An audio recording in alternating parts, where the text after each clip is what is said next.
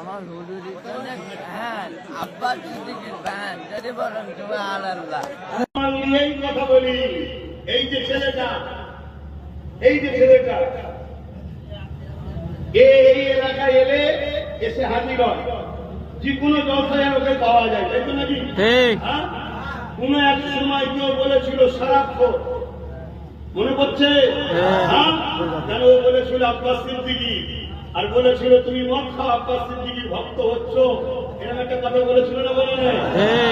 ভেবে চিন্তে কথা বলতে হয়। তুমি জান্নাত যাবে কি সন্দেহ আছে?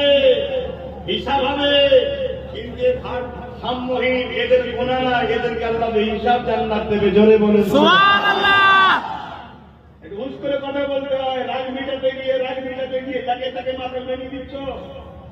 আব্বাস সিদ্দিকীকে দেখে সবার সহ্য হয়, সবই অংশ